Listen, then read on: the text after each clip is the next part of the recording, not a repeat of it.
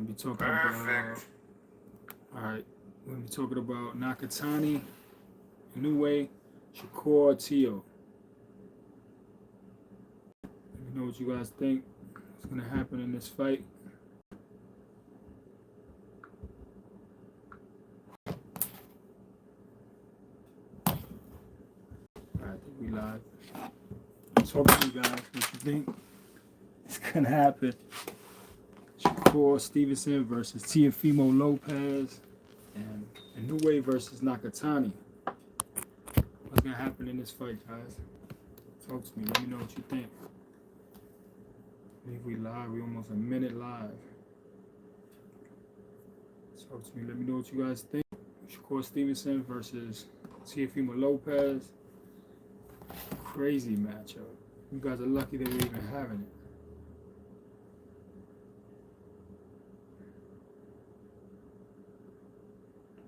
Okay.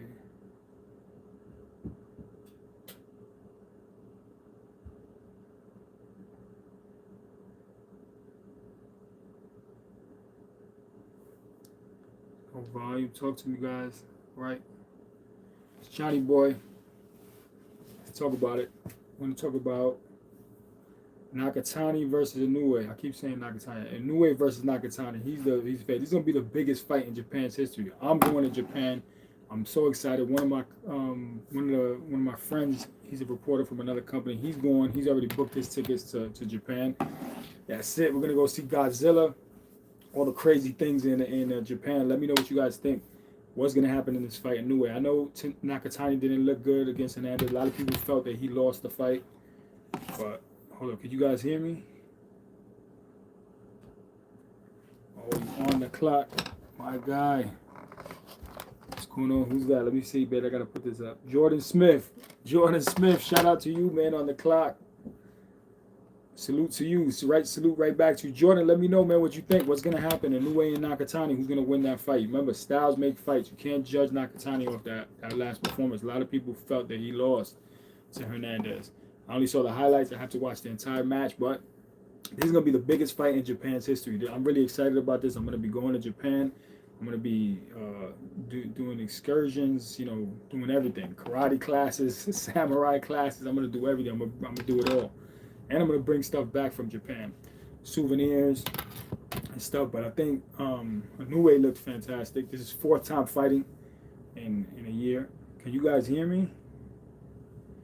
Let me just make sure that you guys can hear me, right? Make sure that you guys can hear me. All right, yes, you can hear me because I can hear me on the other thing. All right, so we're good. We're live.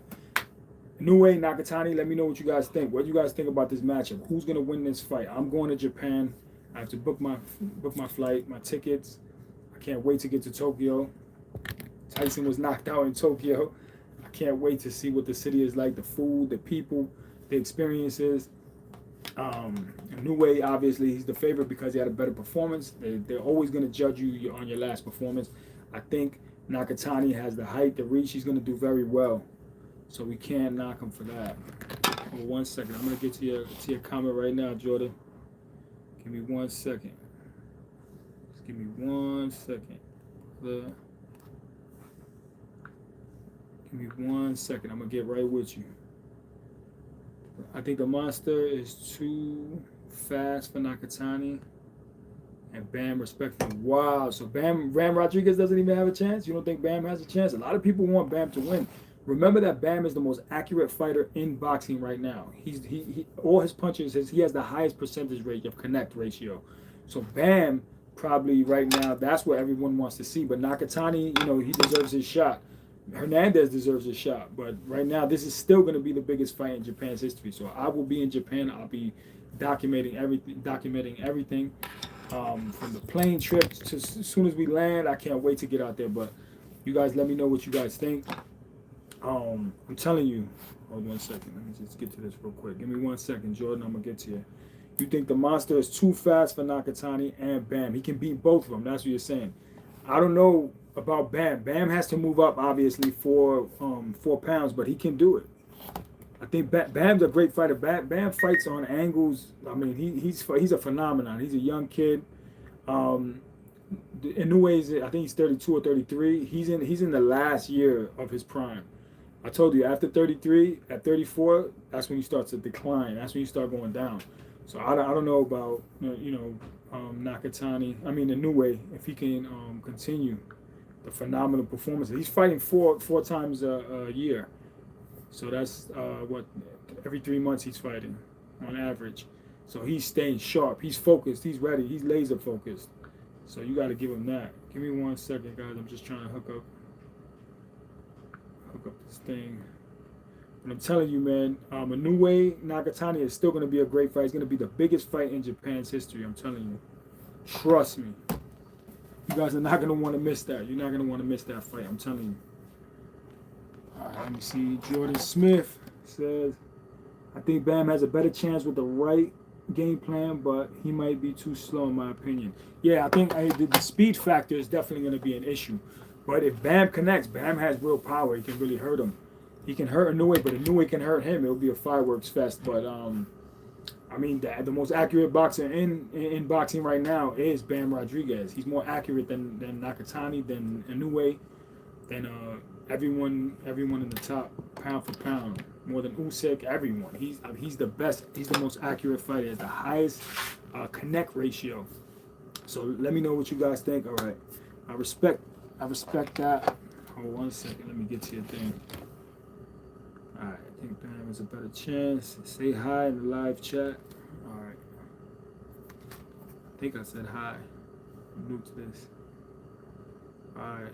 LM, that's my guy right there. That's my brother right there. LM is my guy. He grew up in Brooklyn with me. This is my guy. I can't give up his full identity, but that's my partner in crime right there. Brooklyn, Bushwick, and Bed-Stuy connection. As a matter of fact, LM is from 456 building. Do or die Bed-Stuy, and he comes from the same building as Mr. C, if I believe, the guy that found Biggie Smalls. So we used to see Biggie Smalls when we were kids, coming down Myrtle Avenue. Me, my partner LM, and my other partner D-Lo. So shout out to my original Brooklyn crew. That's my brother right there, LM.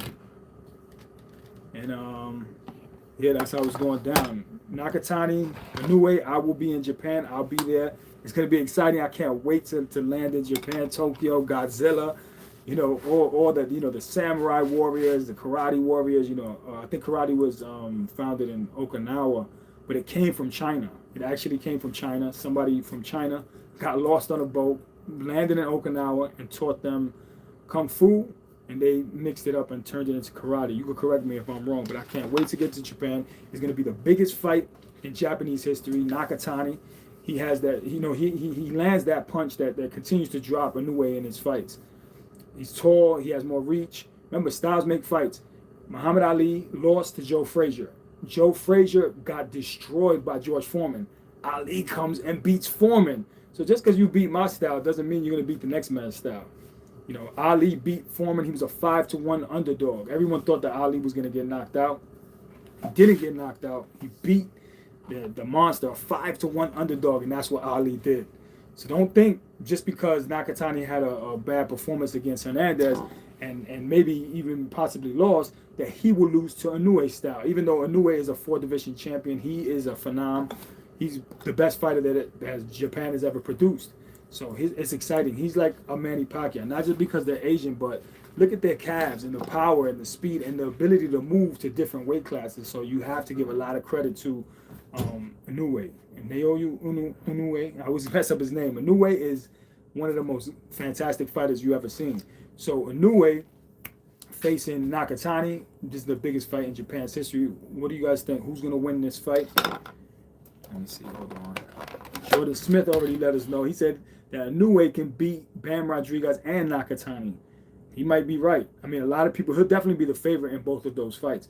But Bam Rodriguez is a bad dude. He's the highest, he has the best accuracy in boxing, the highest percentage connect rate. So, okay, let me see. Let me see who's up in there. Let me know what you guys think. What do you guys think? Who's going to do it?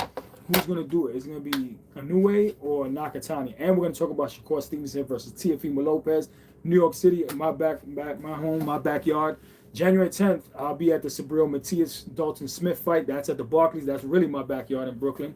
So I'll be in Brooklyn for January 10th, and then I'll be in Madison Square Garden, the Mecca the greatest arena in the world, the Mecca where Muhammad Ali fought Joe Frazier. I believe it was 1971, and he lost, but he was coming off that 3-year ban from the U.S. government. So that wasn't a prime Ali. He lost those prime years. But Ali is probably the best, greatest heavyweight that ever lived.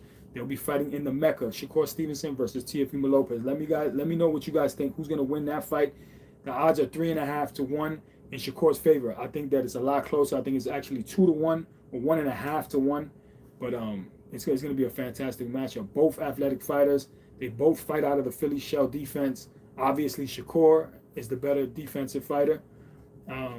More power would have to go to Teofimo Lopez. I think he's faster than Shakur. I think he has more speed than Shakur. But Shakur has better defense. He only gets hit on average 4.3 punches per round.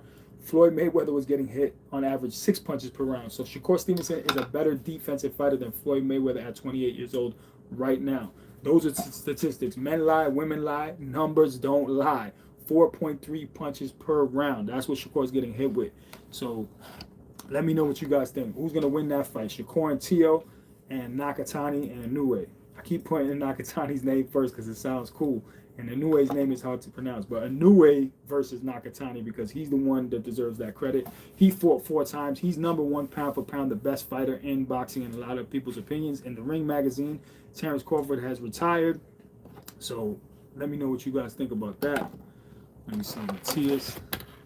Okay, Jordan Smith says, I feel like Matthias' fight gets canceled because of ticket sales. Yeah, I mean, it's what is it, like 11 days away? So, I mean, if they can't, I don't think they can cancel it right now. I mean, they might have to, but let's see what happens. Hopefully the fight goes through. Dalton Smith is a good kid. I interviewed him. One of my partners that works at Fight Hype with me. Make sure that you guys tune in and subscribe to Fight Hype. Fight Hype has been around for 20 years, #1 in boxing. And then go and subscribe to Johnny Boy Boxing right here, the #2 best boxing channel on YouTube. But you Fight Hype. Fight Hype is where it's at. I'm Team Fight Hype. We're like the Yankees in the '90s. We're like the Chicago Bulls in the '90s, and the Dallas Cowboys in the '90s. That's what Fight Hype is. We #1 on YouTube for boxing. So I'm your #1 reporter from Fight Hype, and check out my own channel, Johnny Boy Boxing. Make sure that you guys like and subscribe. Let me know what you guys think about the fight. Okay, Jordan Smith. Shakur dominates Teo, in my opinion. I could see a doctor stoppage due to the scar tissue around Teo's eyes. Yes, that's not the first time I've heard that. A lot of people are saying that Teo's going to be stopped because of cuts. But Teo's a warrior. I think because it's a championship match, it's his belt. Shakur's moving up from 135 to 140. I don't think they'll stop it. I think they'll let it go unless it's ridiculous, like Costa Zeus cut where they had to stop it. Talking about that cut, I spoke to Stitch Duran, the best cut man in the business. If you guys know about Stitch Duran told me that there was nothing you could do to stop that cut for Costa Zeus. Now, it's true that Teo does have a lot of scar tissue, but I think that, unless his eyes falling out, I don't think they're gonna stop that fight. I think they're gonna let it go. They'll be a little risky and dangerous with that fight. They don't want to hear the fans booing, and this isn't often where 2 fighters in their prime at 28 years old, both facing each other, risking it all. Whoever wins this fight is going to be on the road to the face of boxing. Not the face of boxing after this fight, but they're going to get so much glory in the boxing world. For casual fans, they're not going to know who Teofimo Lopez and Shakur Stevenson are. But for the people that really love boxing, they're on the road to the face of boxing. I remember Teofimo said that Shakur is the 5th king. 4 kings being Gervonta, Ryan, Devin, and Teo. Those are the 4 kings. Shakur moved up. He was the 5th king. So now these guys are fighting each other. Teofimo Lopez, Shakur Stevenson, guys are not doing this. Tank Davis isn't doing it. Devin Haney is willing to fight the winner. He was supposed to go into a matchup with Teofimo Lopez. He signed the contract, so you can't blame Devin Haney. But he's a lot heavier, and he looked sensational against Brian Norman Jr. He showed that power. I think that's his division. He's comfortable there. But the winner of Shakur Teo facing Devin Haney or Gervonta Davis, this is the fight that we want. Gervonta, we don't know if he's going to be active. He has 1 foot in boxing and 1 foot out. The Jake Paul fight was canceled, and Anthony Joshua stepped in. Shout out to Anthony Joshua. Prayers and condolences go out to Anthony Joshua and his family. He lost 2 friends. I believe it was Lats and it's slipping my mind his second friend that passed away. But you know, prayers for both of those two men. Sad. It's so unbelievable that Anthony Joshua walked away from that accident without a scratch. Now internally, we don't know what the damage is. Obviously, a car traveling at such speeds, the entire front was demolished. Those two people in the front, they didn't even have a chance. Joshua's team, his friends, right? Lats. I know Lats. I posted something on my Instagram. Johnny Boy Quick. Go to Johnny Boy Quick on my Instagram. You know, subscribe, follow me, and you can see a little bit about. You know, you can see the wreckage and Lats, and you know, shout out to him, man. It's very sad. Young man in the prime of his career. You know, being the trainer and friend to Anthony Joshua. I think he was with his nutritionist. So that's very sad. Mentally, it's going to be difficult for Anthony Joshua to come back from that. But, you know, we wish him all the best. While we were in Miami, I was in Miami for the Jake Paul Anthony Joshua fight. Anthony was so nice. You know, Jake was nice too. Both of them were so perfect gentlemen. They gave us their time and we spoke to them a lot.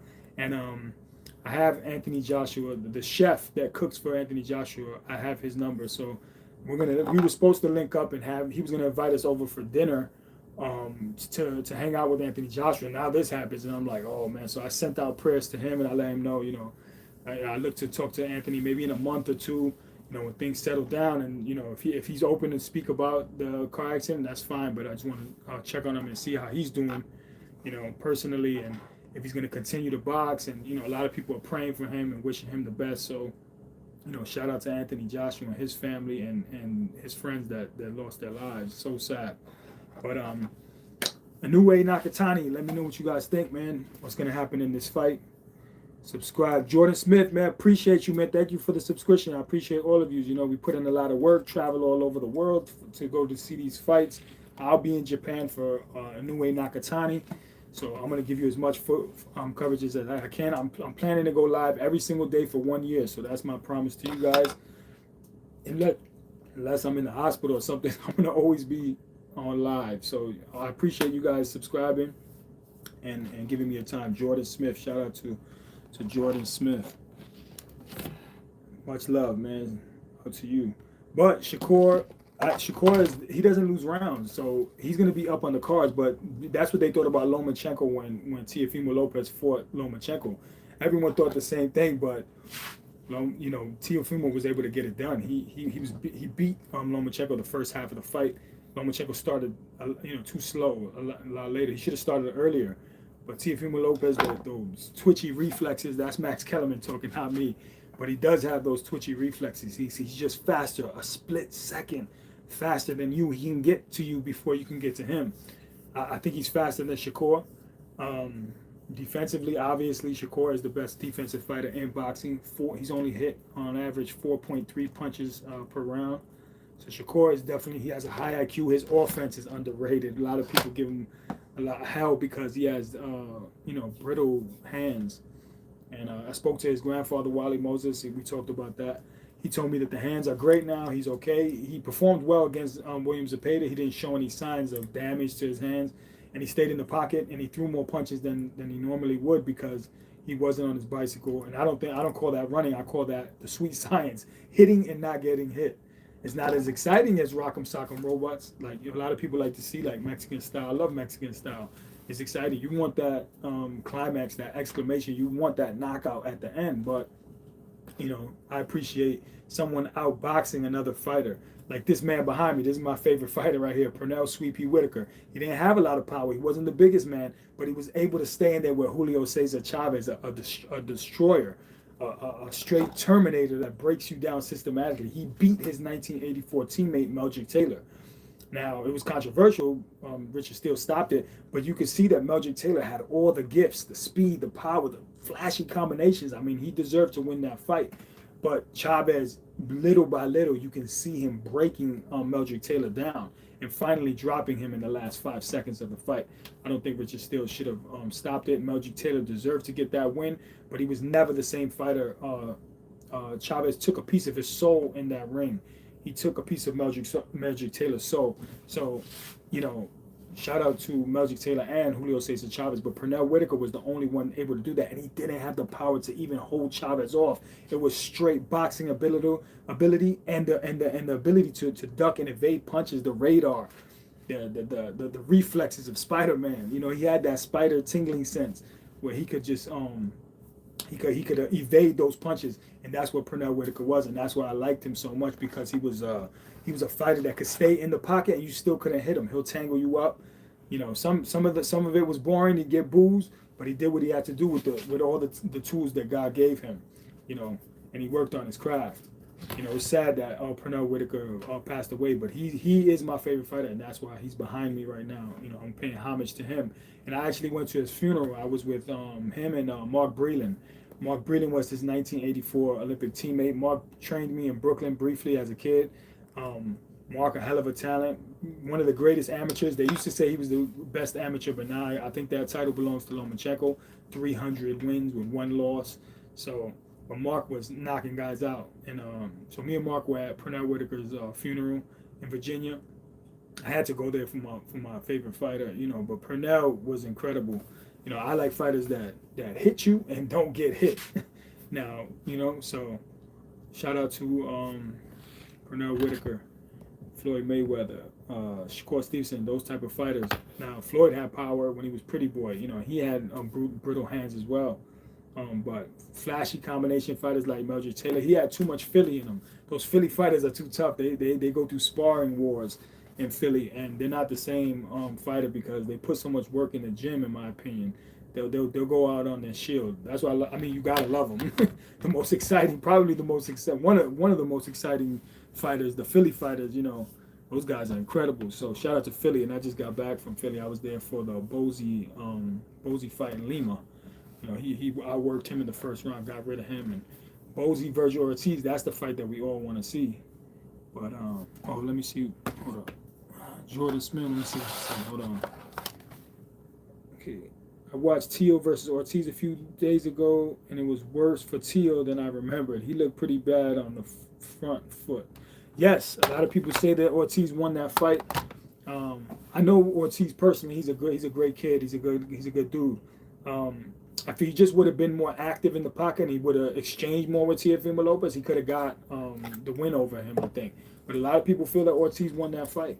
So what Teo is going to show up? Is it the Teo that fought Lomachenko? Is it the one that fought Sandoval?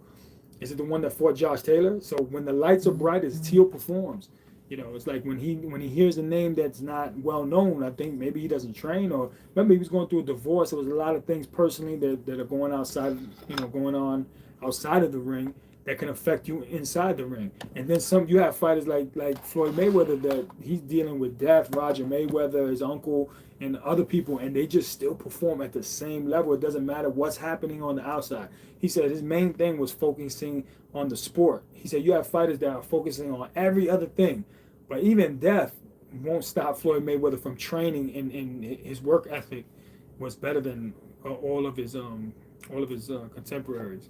But I think Shakur Stevenson, obviously he's the favorite for a reason. It's going to be a fantastic matchup. You don't see two fighters facing each other, risking it all in their primes. You see these guys fighting at 40 years old. That's when, you know, the money has run out, and they're desperate, and they have to face each other. And I still give them the credit. I still, you know, you still want to see it, but you want to see them when they're at their peak. And Teofimo Lopez is at his peak. Shakur is at his peak. Just the hands is the only issue I have with Shakur Stevenson. I don't know how the hands are going to hold up in this fight. But again, Wally Moses said the hands were good. He looked great against Zepeda. He didn't show any hand problems. He wasn't, you know, moving his glove or his hands or wincing in pain. You know, it looks like it was good. So, and he spoke to Floyd Mayweather. He's really close with Mayweather, and I'm sure that Floyd gave him. I asked Wally Moses, his trainer, grandfather, did Floyd give him any tips or refer his surgeon to him?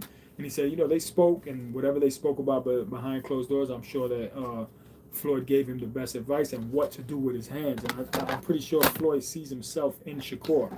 He's probably the only fighter in the last 20, 30 years that can compare to Floyd Mayweather as far as defense goes, who doesn't get hit. That's Shakur Stevenson, who only gets hit on average 4.3 punches per round. So you have to give him that credit. you know. But let me know what you think. Inoue versus Nakatani, you know. Nakatani is a great fighter. I know you're judging. You're judged on your last performance. So Hernandez, a lot of people said he won. I only saw the highlights. I didn't watch the entire fight because I was so busy. But I'm going to watch the whole fight with the sound off, and then I'll let you know. But get those likes up, people. We only got one like, and we got 3 people in the room. So get those likes up. Hit that like button. Ah, my God, thank you. Appreciate you. Thank you for the like. Hit that like button again. There's 3 people in here, so hit that one more time. But yes, hit that like button. I got 4 people. Like number 2. Oh, okay, Angie, baby. All right, Angie. That's my guy, my girl, Angie. Right, Angie. How you doing? How you doing, Angie? Thank you for coming back. I appreciate you. I'm gonna try to go live every single day. I'm gonna document and let you guys know what I'm doing. I have to book the flight to Tokyo. I believe it's May 3rd. That'll be the weekend, the first week of May. So that's gonna be exciting. I can't wait to be on the other side of the planet. Hold 1 second. Okay, like, yup, get those likes up, Angie, baby. Was Jordan Smith, Alan. Okay, I'm good. Getting ready to head to sleep. Work at the 8 a.m. Okay, Angie, I appreciate you tuning in. Get some good rest. You'll catch me here tomorrow. I appreciate all the support. Let me know if you're at the fights, Angie, and I'll link up with you guys. Jordan Smith as well. Let me know if you guys are at the fights. I'll meet up with you. We take pictures. I appreciate all of you. Without you, I can't do what I do. You guys fuel me. Jordan Smith 704. Let me know. Angie, baby, let me know. Appreciate you. Thank you. Thank you. Ah, you're the best. Thank you, Angie, baby. Smash that like, subscribe to the channel, and hit the notification. Share the channel out. Appreciate you. So much love. Thank you. Salute to you. Let me know when you guys are at the fights. I love to meet the fans. I love to meet the subscribers. You know. And we'll be giving out signed boxing memorabilia. Matter of fact, let me go get a few gloves. Give me 2 seconds. I'm going to get some gloves so I can show you the gloves. I have video and pictures of the fighter signing the gloves. So we're going to be giving out free giveaways to people that subscribe and like. And then we'll pick a lucky winner at the end of these lives. So you'll get proof that it's all real. And you can just go to my page. Go to Johnny Boy Quick and you'll see it. Canelo signing gloves for me. Everyone. Teofimo. We just gave out a Teofimo Lopez glove on Fight Hype. Because Fight Hype has 2 million subscribers, so it's a lot of people. I work for Fight Hype and I work for my own channel. I have my own channel. Give me 1 second. I'll be right back. Oh, Jordan Smith, you got to get out of here. I appreciate you, Jordan. Hold on. I gotta head out, but I'll definitely be following. I appreciate you, Jordan Smith. Thank you so much. Thank you for showing love and taking time out of your. I know it's late, but thank you. I'm gonna be right back. I want to show you guys these gloves. Give me 2 seconds.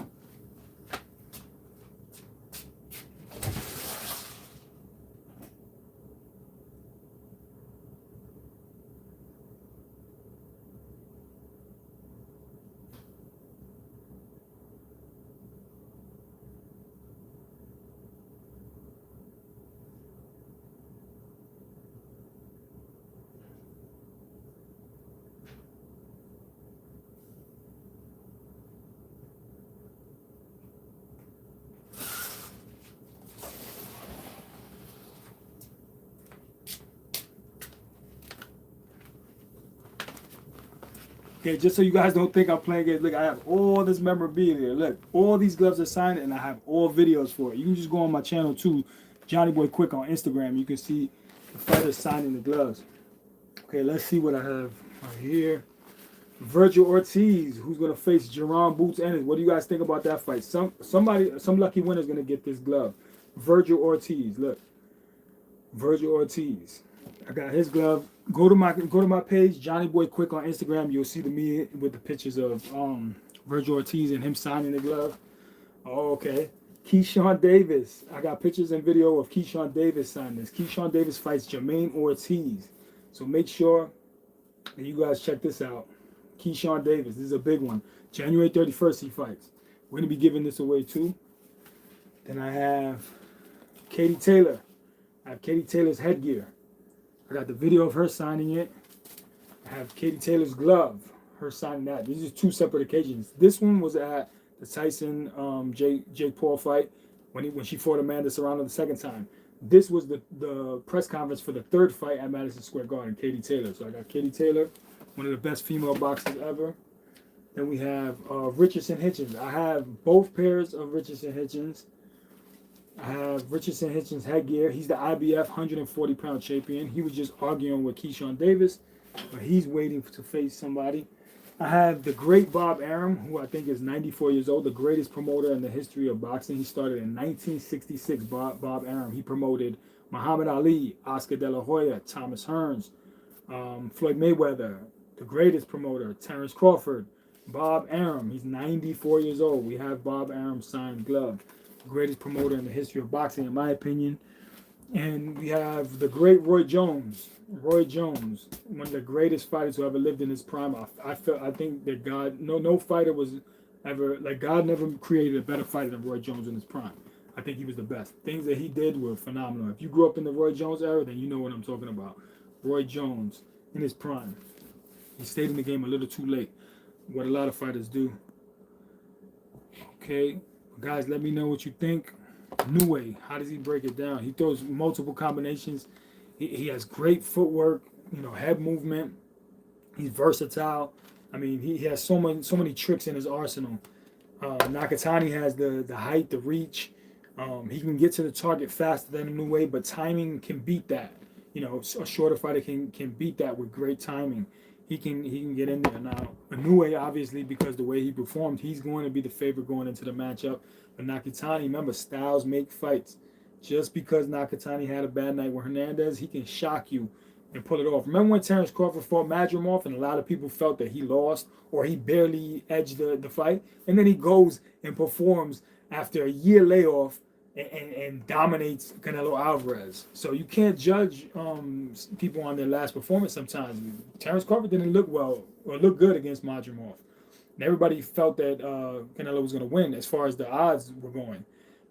The true boxing fans knew that Crawford had the skills to beat Canelo, but they thought jumping up 2 weight classes, they didn't think he could do it, especially a year layoff.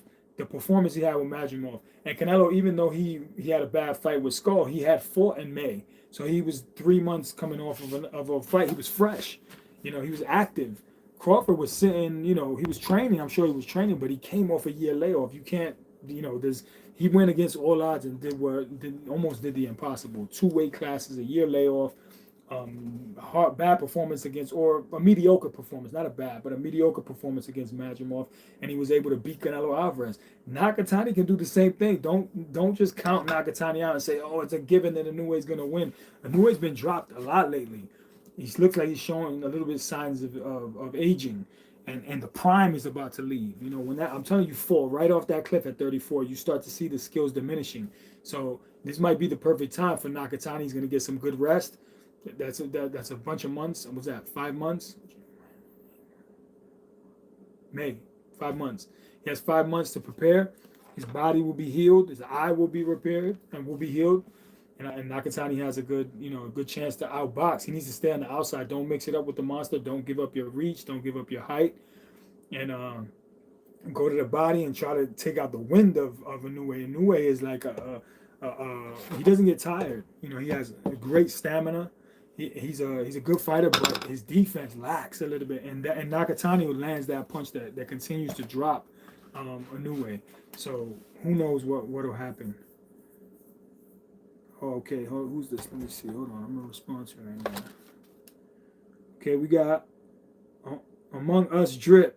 Shout out to my friend Mike Hawk. Okay, Mike Hawk, shout out. Among Us Drip. He got in a car accident 2 days ago. Oh man, I'm sorry to hear that, man. I'm so sorry to hear that, man. How's he doing, man? That's horrible, man. Mike Hawk. Shout out to Mike Hawk. Among Us Drip. That's it, man. Shout out to Mike Hawk, man. I hope he's okay, man. Okay, let me see. Predict, man, Inoue Nakatani. I mean, you have to go with Inoue because he's the favorite. But Nakatani can pull it off. Don't think because of that last performance with Hernandez. But Obviously, we have. I predict that Inoue gets a decision over Nakatani. That's what I predict. That's my prediction. And that's only going like because of his performance, which I'm not supposed to do. But I felt that Nakatani might be the fighter to do it. But now they're talking about Bam Rodriguez moving up 4 pounds and facing Inoue. Now, Bam Rodriguez has the highest connect percent ratio in boxing. He's the most accurate fighter in boxing, Bam Rodriguez. And when he's on the inside, he slips to the sides and he gives you angles. So it makes it difficult for you to fire back after you're hit by Bam Rodriguez. And he has thunder in his punches. So if he clips Inoue, he'll hurt him. But we're talking about Nakatani. I think Inoue beats Nakatani, but don't be surprised if Nakatani wins the fight. Just because of his performance with Hernandez, where people felt that he lost to Hernandez, I don't think that we need to count him out. I think we need to have him in there. Let me see. Okay, Inoue Nakatani. Yeah, we need to have him in there. We can't just write him off like, oh yeah, it's a given. Inoue's gonna win, and then Inoue starts to show that age. He starts to lose that prime, and then Nakatani starts picking him apart with that reach. That's what he needs to do. He doesn't need to go to war. He needs to box and pick your shots, dissect him, and little by little start to take away that steam, and definitely go to the body. You got to land some body shots because you got to slow down them legs. I mean, if you look at the calves of Inoue, they look like Manny Pacquiao's calves. You see where he generates that power, and he's an incredible technician. He studies you. His timing is impeccable. I mean, the way he's moving off that line, he's just studying you. He's throwing punches, and he's just landing those shots and getting out of the way. And sometimes he gets careless, but he's letting his hands go. He's very offensive minded. So I like the way Inoue performs. He has a versatile style. Like I said before, he has a full arsenal. He can do it all. He'll give you a left hook to the body and take you out. A liver shot and you're gone. Nakatani needs to protect his body, and he needs to, shoot that jab and control the distance. Do not let Inoue get in. Keep it in the middle of the ring. You want to outbox him and be up on points. Go for the decision. Don't look for a knockout. Nakatani likes to, go for the home run. He needs to be aware that the firepower that's coming back, and he'll feel it. Once he feels Inoue's power, he should be wise. I'm sure his trainers will tell him, try to get the decision, try to win. And you have to be convincingly, because they're not going to take it away from the monster. The monster is like on Manny Pacquiao status. He's like half of what Manny Pacquiao was. 8 weight divisions. He's at 4 weight divisions. He's already conquered 4 weight divisions. He's 2 times undisputed. So Terence Crawford is 3 times undisputed. And coming off that Magimov love, so that's why we really got to give Terence Crawford the credit. But Inoue, 2 times undisputed. He can move up if he wants as well. I think he can handle all those guys too. But sometimes you bite off too much more than you can chew. Like 4 weight classes. I mean, Crawford did it. He started at 135. So he has 5 weight classes. He was trying to make it 6 by going down to 160 and fight Janabek. Janabek popped dirty. That fight's not happening, so Terence Crawford retired. I believe it's a negotiating tactic. I don't think that Terence Crawford is going to retire, but we'll see what happens. Right now, the number 1 fighter on the planet is Naoya Inoue. He's the number 1 fighter on the planet in a lot of people's minds. In the Ring magazine, he's pound for pound. Usyk is number 2. Usyk is number 2. Let me see. Hold on, guys. I'm going to read what it said. Okay. Hi, let me say hi back. Nassar Logan. I hope I'm not saying your name wrong. Shout out to you, man. Where are you from? And among you drip. What happened to your friend? Is he okay? Did he make it out the car accident? And where are you from as well? Let me know where you guys are from, man, so I'll give you guys a shout out your city, man. I appreciate you guys tuning in with me. I know it's late. Everybody has to work tomorrow, but I appreciate you guys holding it down with me. Let me know what you guys think. Talk to me. Okay. Let me know what you guys think. I see a login. Okay. Talk to me, guys. Let me know where you guys from. Where you guys coming out of? Who wins this fight? Let me know. Inoue Nakatani. Don't think that Nakatani can't do it. Nakatani he can take out Inoue as well. Don't think it can't happen, guys. Let me know. Where you guys from? What do you think about Motorella versus Cruz? Cruz, that's a great fight, man. But I got to go with Cruz. I'm real close with Bozy Ennis. Bozy invited me to Philly to go check out the gym, but I want to go out there and get the interview with Boots and Cruz and everybody else who's out there. So I was gonna talk to Stephen Fulton as well. Whoever's in the gym, I want to catch everybody in one shot. I don't just want to go down there for Cruz or I'll definitely go there for Boots because Boots is a superstar and he's going into that matchup with Ortiz. But I think Cruz is gonna beat him. I think he'll beat Moritella. I always butcher his name as well, but I think Cruz is gonna beat him. He got some skills, man. He has some skill, and he beat Keyshawn Davis, I think 4 times in the amateur. So he calls him. He says I'm his daddy. So talking about whoever, if you weren't here, I got Keyshawn Davis's signed glove. We're gonna be giving this out in one of these lives. So Keyshawn Davis. But Andy Cruz, I got pictures with Andy Cruz. Go to Johnny Boy Quick on my Instagram, and you'll see all the pictures. I have pictures with Andy Cruz, with Keyshawn Davis, Shakur Stevenson, all the big names. Teofimo Lopez, I got pictures with him. I got videos with him. We just gave out a signed glove from Teofimo Lopez on Fight Hype. I work at Fight Hype, and I also have my own channel. So make sure that you like and subscribe. Go to Fight Hype, #1 channel on YouTube. I'm the #2 channel, Johnny Boy Boxing. But YouTube, Fight Hype has been around for over 20 years. So Fight Hype is legendary. They've been in the game. They paid their dues. They gave me an opportunity to be there, and now I'm meeting so many fighters. I've been there almost 2 years, so I'm just trying to build the relationships with the fighters and get you guys the best interviews. So you go to my channel and you can check out all the interviews. I was in Miami with Teofimo Lopez too. He told me he's gonna give me an interview. He was supposed to give me an interview when we were in New York, but I just spoke to him. So I'm gonna try to get the Teofimo Lopez interview. I know he's in camp right now, so it's difficult. Richardson Hitchens called me while I was in Miami. I was trying to get on a Zoom with him. I was crazy busy. So he said, let's just do it when I get back to New York. So I'll have an interview with Richardson Hitchens. I'll let you know what his plans are. But we got a lot of exciting things coming up. We're going to be having glove giveaways. So I appreciate everybody who subscribes and tunes in. I appreciate all of you. I'm going to try to go live every day for 365 days for an entire year. So shout out to all of you supporting me. And Nassau Logan, where you from, brother? Let me know where you guys are from. You got Nassau Logan, you got, okay, Among Us Drip, where you guys from? Let me know where you guys from. Hit that like button too, guys. We got 4 likes, but there's 6 people in here. So hit that like button. The like button is free. Yes, thank you. Hit it. Hit that like button. Show me some love so we can get the algorithm popping. Midwest all day. Okay, let me see. Who's that? Hold on, my bad. Trip hard, Midwest today. Oh, okay, Midwest. Shout out to the Midwest. What part of the Midwest, man? Let us know so we can shout you out, man. Shout out to the Midwest. You know, Roger Mayweather, Floyd Mayweather's uncle, said that the best fighters come out of the Midwest. You guys agree with that? A lot of great fighters on the East Coast, but Sugar Ray Robinson came out of the Midwest. Muhammad Ali, Joe Louis, those are Midwest fighters. These are great fighters. So does the Midwest produce the best champions? Does the West Coast produce? Does the South? Who has the best champions? Philly got a lot of fighters, bro. East Coast, Philly got some legendary fighters. So right now, we got some New York fighters too as well. Who's winning the war? The Midwest. Who has the best fighters ever? Let's talk about that. Let me know what you guys think. But let me know where you guys are from too. Shout out your city and your town, wherever you guys are from.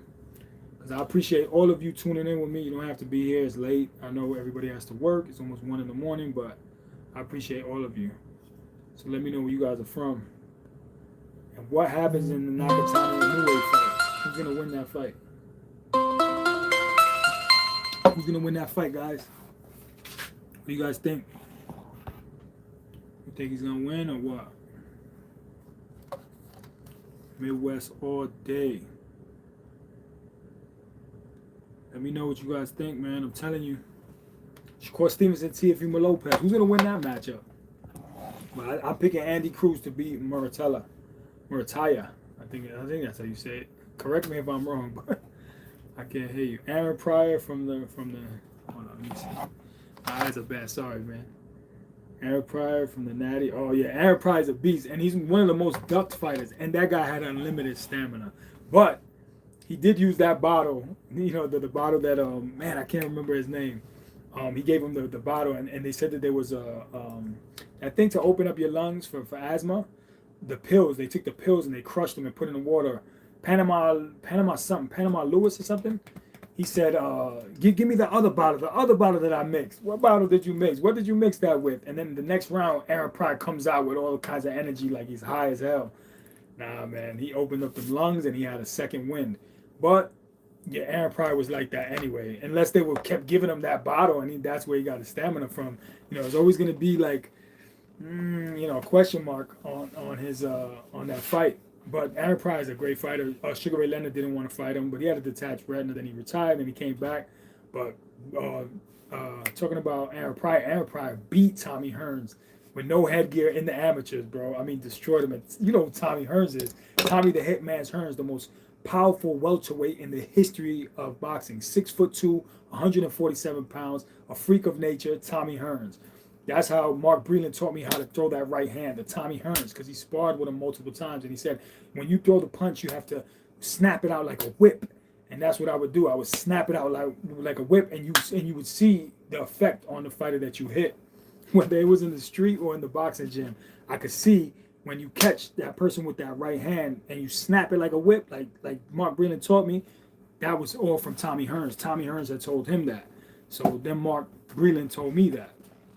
But okay, you got Shakur. All right, you got Shakur. A lot of people got Shakur.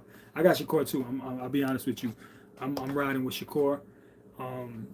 Because defense wins. You know, if you can't hit that kid, how you gonna beat him? You know, his offense is incredible. He'll throw 4 or 5 punch combinations, and when he starts to get confident, he knows that you're running out of gas. He can sense it. Teo can sense it as well. These are the elite boxers at the top, so they can sense when they have you hurt. And Shakur will start to dig to that body. He likes to stay in close and give you those shots, to the midsection and take away that wind, take away that steam, take away those legs. And when you're tired, that's when you have to perform. That's when it really counts. It's easy to start in the first 2-3 rounds and have a lot of stamina and energy. Aaron Pryor has stamina from 1 to 12. He has the entire fight. Aaron Pryor is a freak of nature as well. And he beat Tommy Hearns, so you guys got to check that out on YouTube. Aaron Pryor versus Tommy Hearns. That's incredible. It's like a real fight because there's no headgear. And then the amateurs, and he's shutting Tommy Hearns down. How is he walking through that right hand? And the jab of Tommy Hearns. You know, the range. Who's 6'2", 147 pounds? It's like a cheat. That's like a cheat code. You know, he's cheating in that ring. But Aaron Pryor, a beast. You have to kill that man to beat him. Shout out to Aaron Pryor. Shout out to the Midwest. But Shakur Stevenson, the most defensive fighter in boxing. He only gets hit on average 4.3 punches per round.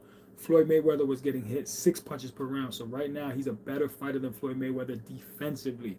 And I think his offense is just as good. I think it's just as good as his defense. He's a complete package fighter. He doesn't hang out. He's not in the clubs. He sleeps. He doesn't drink. He doesn't smoke. He is the perfect fighter, I'm telling you. He might not be exciting, and that's because of the hand issues. When his hands are on point, he's knocking dudes out and he's stepping to him. You see what he did with Zepeda. He didn't have any hand issues. He stayed in the pocket. He gained a lot of fans. If he fought like that all the time, everybody would love Shakur Stevenson, but that's not wise. You want to be smart. You want to have a long career, so you don't want to take that amount of damage. Even though, I mean, how many punches did Zepeda land? Maybe 5 or 6 really good punches. He threw 1,000 punches, 100 punches around, but how much did he really land? Okay, let me see. Hold on. Let's see. Okay. Drop heard. Shakur is much stronger since he moved up in weight. Well, we're going to find out. He hasn't fought at 140 yet. He moved up to 135. He looked great there. He knocked out Oshino, the Japanese fighter in Newark, when his first fight moving up to 135. I was there.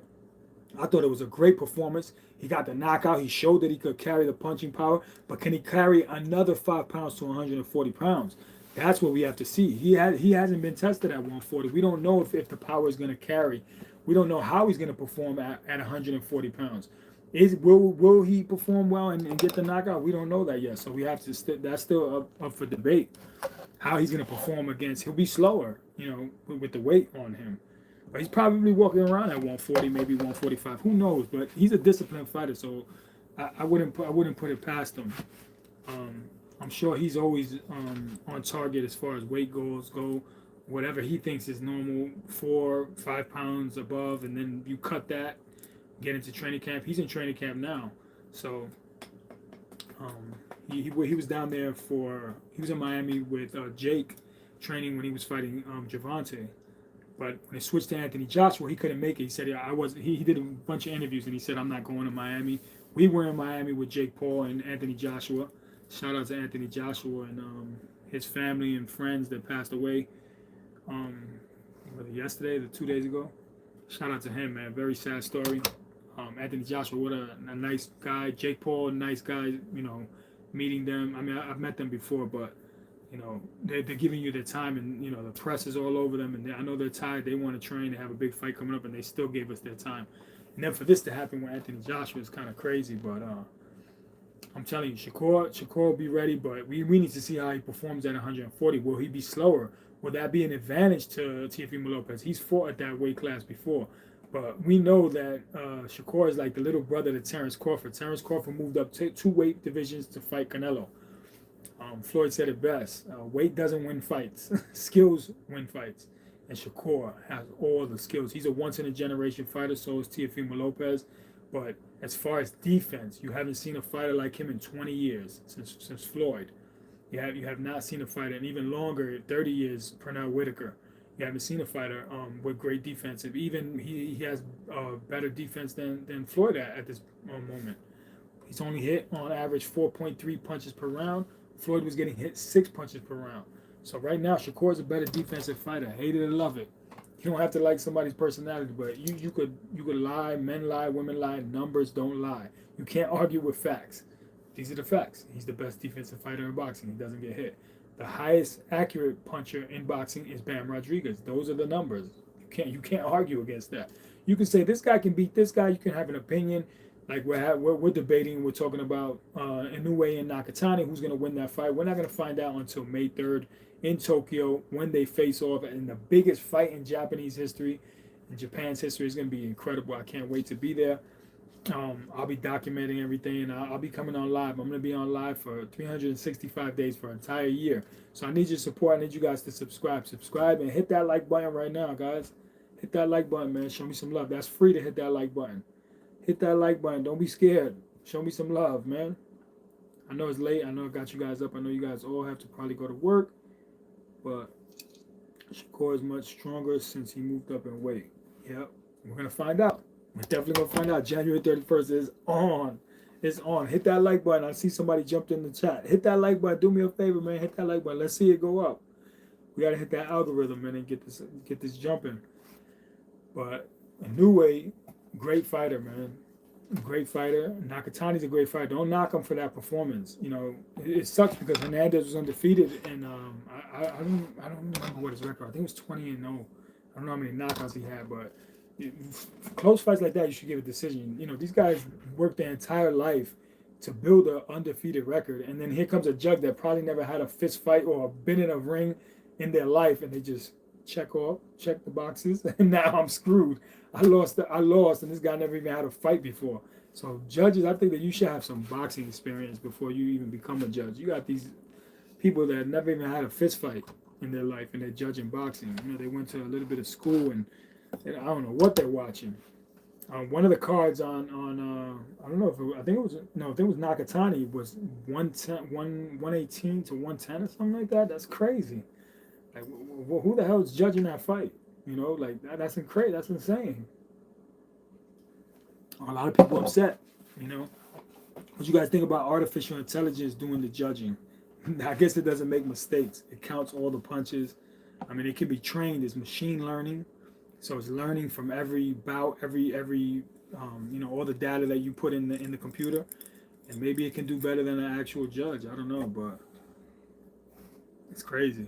You know, fighters getting robbed, putting their entire lives in the line. These guys start fighting at 5, 6 years old, dedicate their whole life, and then some guy comes in a suit and says, "Oh yeah, here, let me check this box here. You lost that round."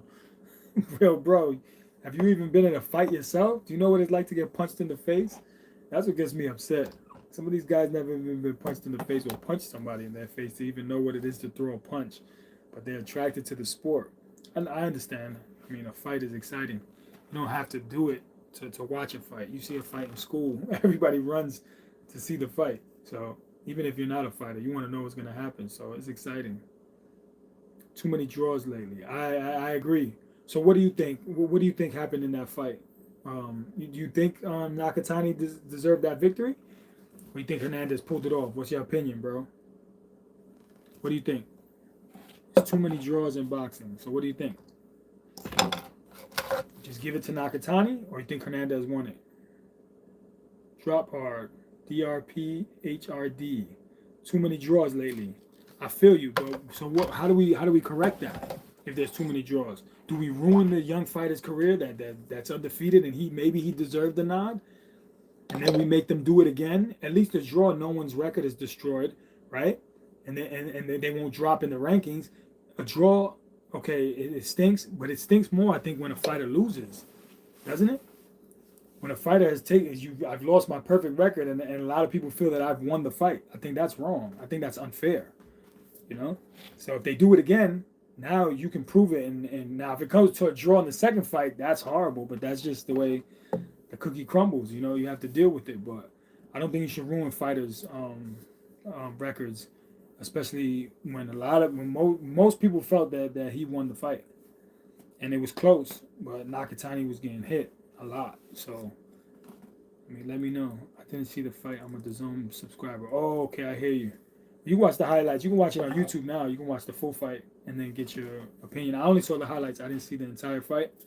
So, but DAZN, I heard DAZN is charging a lot of money, and they're not even putting on the real pay-per-view fights. That's kind of crazy. So, how much you paying for the subscription? I heard it was some crazy number. I mean, DAZN was like $9.99 and $19.99 at some point 1 month. And then now I hear it's like $500 a year or something. I don't know. But what's that come out to, like $50 a month or something? Right?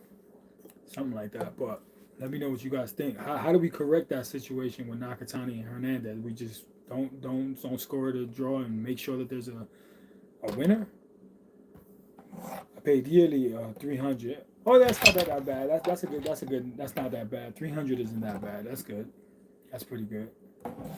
You got a good deal. You're gonna get a lot of fights, but I mean, you have to wait for the other fights, that are not on there. But we'll see what happens. We'll see what happens. Inoue Nakatani. Who's gonna win this fight? You guys haven't told me who's gonna win this fight. Inoue or Nakatani? Who wins this fight? You guys think that Nakatani can do it? He has the height. He has the reach. He has that punch that continues to drop Inoue. Keeps getting clipped with that shot. He's showing signs of age. I see when they start leaving their prime. I think he's 32. This is his final year of his prime. Well, 33. You can give him 33. They start to show little signs of slippage. But I think it's gonna be a great fight. I'm gonna be in Tokyo. I can't wait to go over there. I'm gonna document everything. I'm gonna have a whole list of things I'm gonna do out there. I want to go to the karate school. I'm gonna go to the samurai school. I'm gonna be all over the town, be in the city, and check out the food, the people, the customs. I can't wait to get out there. It's gonna be the biggest fight in Japanese history. Godzilla versus Mothra, or not King Kong, because King Kong's from America, so I don't know too much the enemies of Godzilla. I know Mothra was one of them, a flying type of moth, but it's gonna be crazy. So, who's gonna win this fight, Inoue or Nakatani? What do you guys think? And Shakur Stevenson versus Teofimo Lopez, who wins this matchup? What do you guys think? Shakur and Teofimo. A lot of people have Shakur winning in 3.5 to 1 favorite. I think that's too much. I think it's a 2 to 1. I don't think it's that close. Hit that like button, guys. Hit that like button. Show me some love. It's free to hit that like button. We're gonna be giving out gloves too on future lives. We just don't have enough people in the chat, but I'll do these a lot earlier next time. I got out of work, so sorry. I had to jump on late, and I jumped on earlier as well. So but make sure that you subscribe. Whoever's on here, make sure that you subscribe. Show me some love. I'll keep bringing you this content. I'm traveling all over the world for you guys to talk to your favorite fighters and get their opinions. I want to get it on tape so you guys can see it, and the fighters open up and we want to know what's going on in their minds. I'm dying to talk to Anthony Joshua, but I'm going to give him some space. I'll talk to him in about a month or two. Um, I have his personal chef.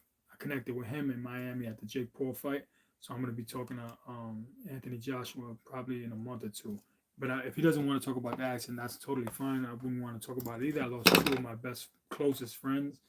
Last thing I want to do is talk about that accident. But who knows where he'll be mentally in his mind at that time when we finally do get that interview. But I look forward to talking to Anthony Joshua just about his career and life in general. What's he gonna do? In a month or 2 months from now, he'll have a clearer head. Right now, he's who knows what internal injuries he has. I'm sure he has neck and back pain, legitimate neck and back pain. If you saw the accident, if you saw the wreckage, it was horrific. And it's incredible that he was able to walk out and leave, even though he was wincing in pain, but he was able to leave the vehicle. Incredible, man. Just so sad. But I heard it was they were speeding, but in that area in Nigeria, a lot of people drive that way because there's mopeds and scooters all over the roads, big, huge construction trucks, and so it's not like in the States or in Europe, and it's different in Nigeria. So it's just a shame that that's the way people drive, or whatever happened. But they hit a stationary vehicle, so that's unfortunate that happened. Do you work at a barbershop? No, I don't. Why do you say that? That's funny. No, I don't work at a barbershop. Hold on, let me see. Easton Johnson, do you work at a barbershop? Yo, Easton Johnson, nah, I don't work at a barbershop. Why you say that? His vehicle blew a tire while speeding. Yes, I heard he blew a tire while speeding as well. I forgot to mention that. He blew a tire, but I heard that they were speeding. That's what the reports are, that the vehicle was speeding. So they were trying to avoid another vehicle. The tire blew. Those are all the factors that caused the accident. But, I mean, who knows? We're going to get more details as everything comes out. Because I was at the barbershop and he looked just like you. What barbershop were you at, Easton Johnson? I'm from Brooklyn, New York. So if you're not in Brooklyn, that wasn't me. What barbershop? But I don't work at a barbershop. I'm a reporter for Fight Hype and my own channel, Johnny Boy Boxing. But what barbershop? What barbershop were you at? Oh, in Florida? Nah. We were just in Miami. Maybe you saw me in Miami. I was just at the Jake Paul Anthony Joshua fight. We were with Anthony Joshua. I was with Anthony Joshua's chef in Miami. Where are you in Miami? Let me see. It's called Clean Barber. Is that Miami though? I wasn't in there. I'm not a barber though. Yeah, that wasn't me. It must have been my twin. That was my long lost brother, but it wasn't me. Yeah, that was somebody, that dead ringer, somebody that looks like me, a doppelganger or whatever you call those things. It's called Clean Barber. Yeah, no, that wasn't me, brother.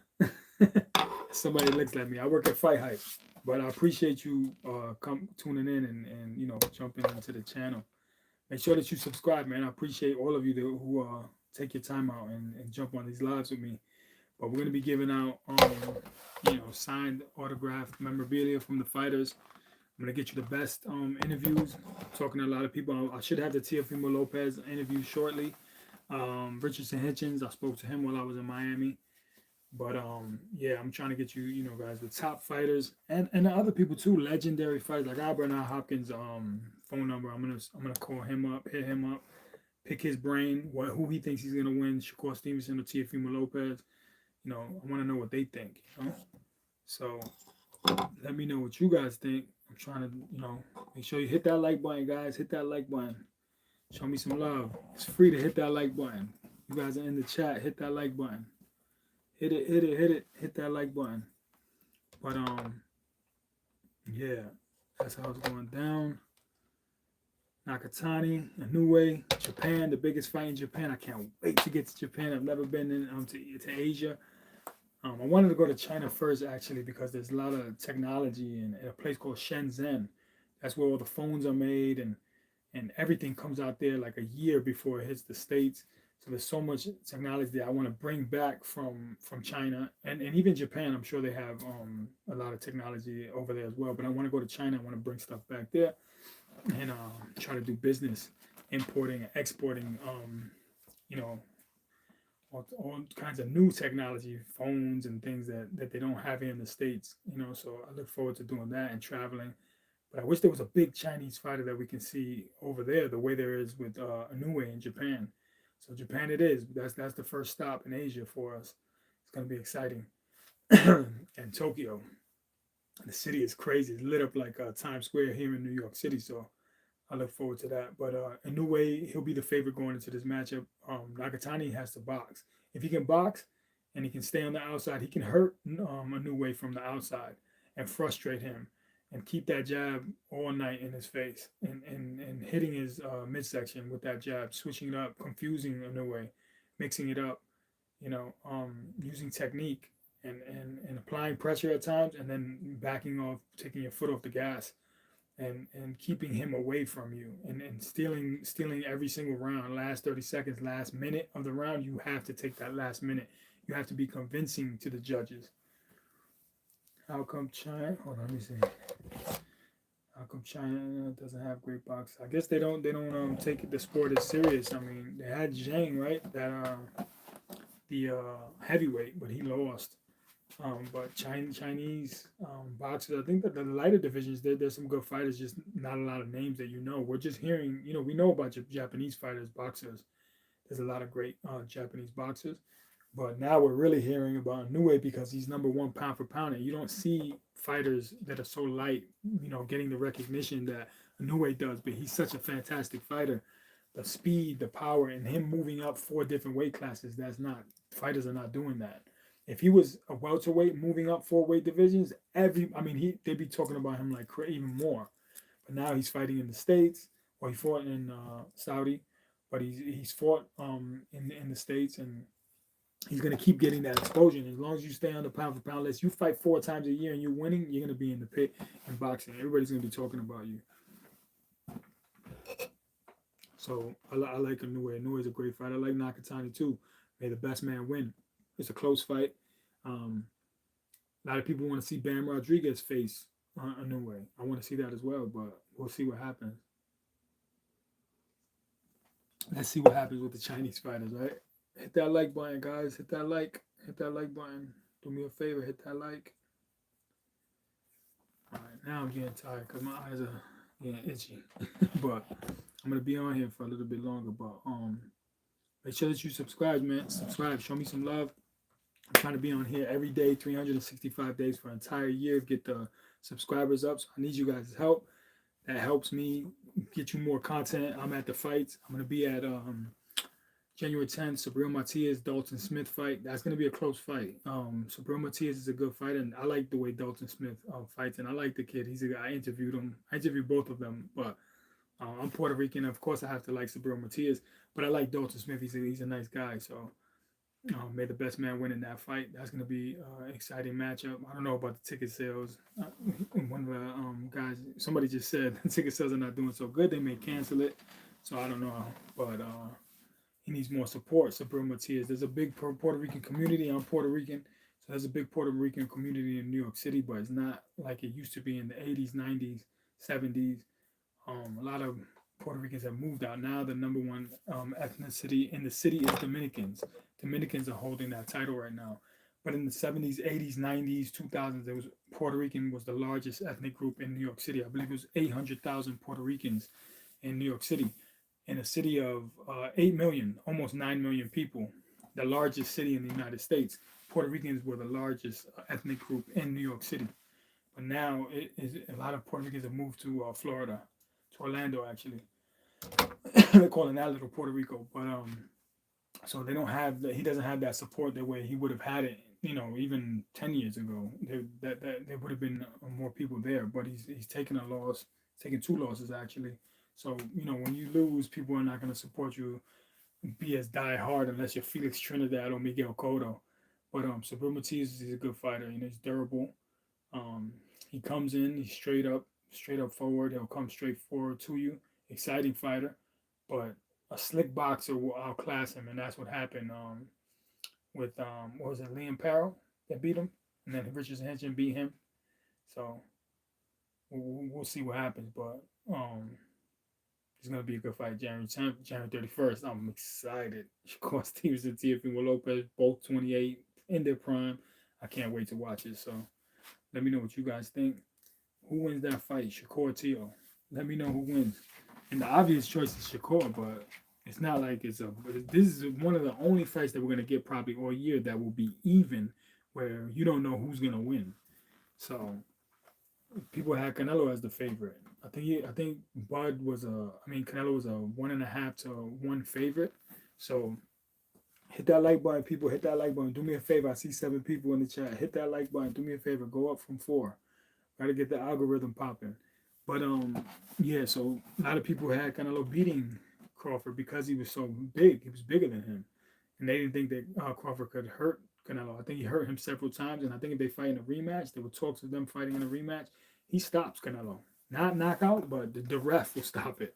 Too many punches will be unanswered. He'll hurt Canelo Alvarez. I believe that. Skills pay the bills. Weight doesn't win fights. In certain, certain areas it will. But not when you're such a skillful fighter as Terence Crawford. So Shakur, he is like the passing of the torch from Terence to Shakur. Shakur is a lot more defensive than Terence Crawford. Terence Crawford is more offensive. He's a masterful technician. He can pick you apart with hooks to the body, hooks to the top. He'll back up, counter punch. Like Crawford is reading every single step that you're making, and he's downloading that information, and then he's putting his plan together and just taking you out.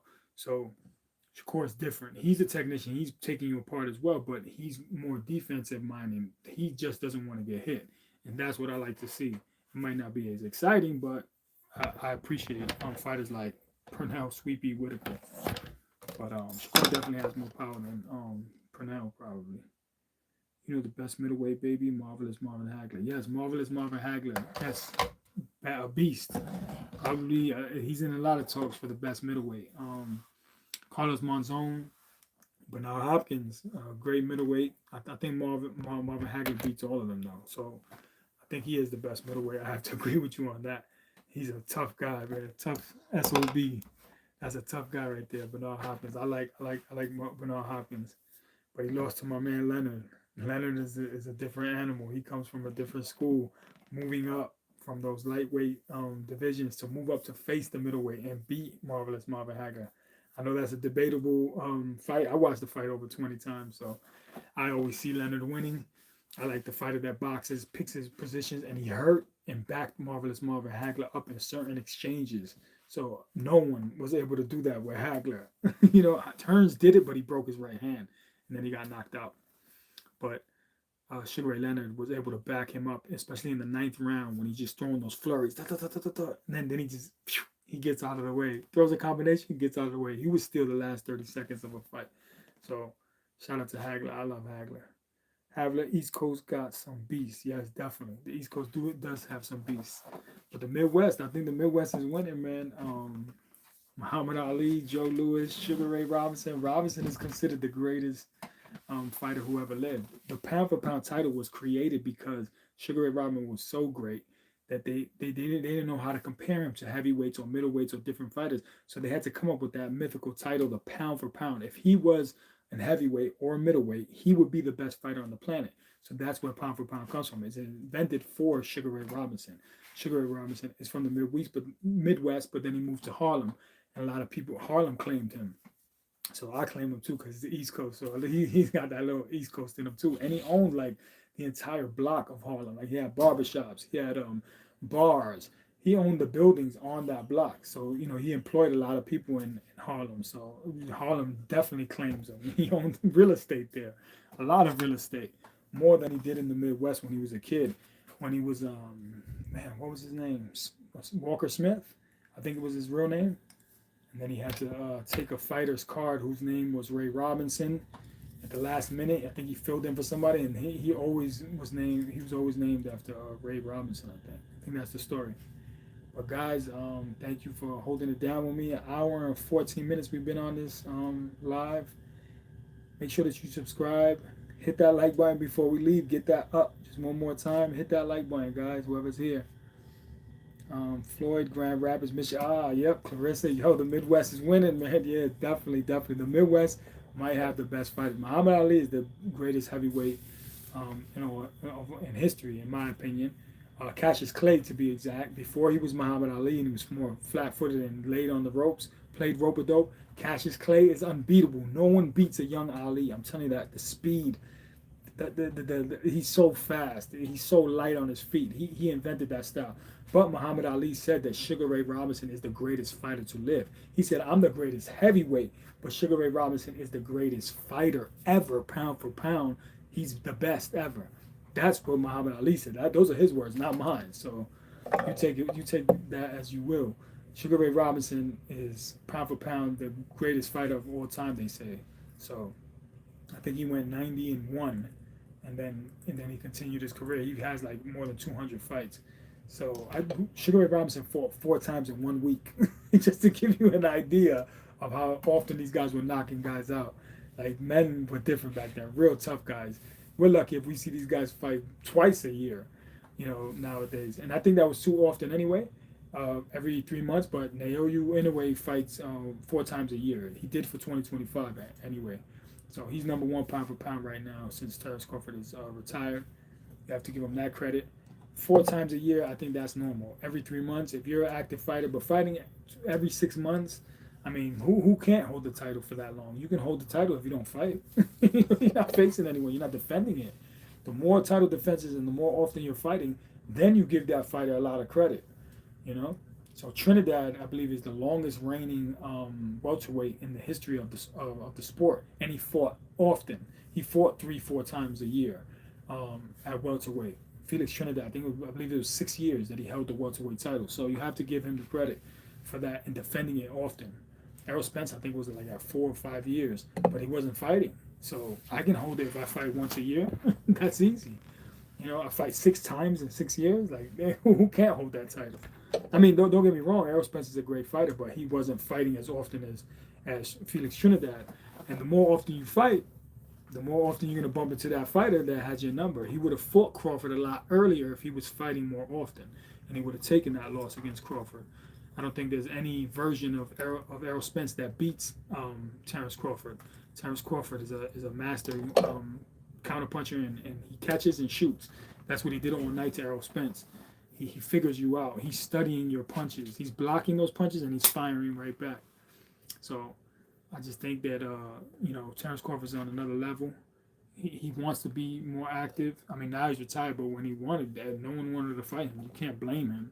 It's not his fault. But what he did to move up 2 weight divisions to face Canelo Alvarez, and he was only at 154 for the Madrimov fight, which he didn't look so good. He looked mediocre, and then everyone counted him out. And he moves up 2 weight classes to beat the great Canelo Alvarez. You have to give him a little bit. He gets more points in my book for that. I got Inoue because speed, and he should be hard to hit. Well, actually, he does get hit. He's been clipped and he's been dropped a few times. And Nakatani has that punch to drop Inoue. So that's the only thing. Styles make fights. I told you guys in the beginning, Muhammad Ali lost to Joe Frazier. Joe Frazier went into a fight with George Foreman. George Foreman demolishes Frazier, drops him 3 or 4 times, finishes him. Ali's a 5-1 underdog to face Foreman. People are thinking he's going to die in the ring. They're telling him, yo, don't take this fight. You're too old. You can't beat George Foreman. And Ali believed something else. The whole world was against Ali. Everyone felt they were scared for his life. They thought that Foreman was keep putting people in a body bag. They didn't want him to face Foreman. And Ali beats George Foreman. He beat the great monster. And so just because your style beats my style doesn't mean my style can't beat your style. So styles make fights. Nakatani had a bad performance. That doesn't mean that he loses to Inoue. Remember that, people. Styles make fights. So that's going to be a great matchup. when it does happen, I'll be in Tokyo. I'm gonna be out there live. I'm gonna be showing you all around Tokyo. You know, I can't wait to get over there. So we'll be there probably a week before the fight. You know, before everything goes down. I want to check out the city before we even get started. So I want to check out the food. You know, have different experiences. Go to the karate dojos, samurai school. We want to do a lot of things in Tokyo. So I look forward to it. I can't wait for that fight. It's gonna be a super fight. The biggest fight in Japanese history, in Japan's history. So let me know what you guys think. But guys, I'm gonna get out of here. Shout out to everyone that showed me love. Subscribe. I appreciate you. I'll be live tomorrow again. I don't know what time. I'll try to like set these things up, and then we can talk about. Let me know what you guys want to talk about, because it's not just about me. It's about you. Without you, I'm nothing. So I appreciate everyone who stays on the live and you know, rides with me. So if you guys are at the fights too, let me know where you're at. I'm gonna be at the Barclays for Sabrina Matias, Dalton Smith, and I'll be at the Shakur Stevenson at Madison Square Garden, the Mecca of Boxing, January 31st. I'll be there. I think there's a Pacquiao fight coming up in Vegas. I don't know what's happening over there, but there's gonna be some good fights for the new year coming up. Those fights will be announced, and then, you know, if you guys are at the fights, just let me know. We'll link up. I'll take pictures with you. You know, we'll have giveaways. So I appreciate all of you. All right. Salute to all of you. Have a good night. It's Johnny Boy.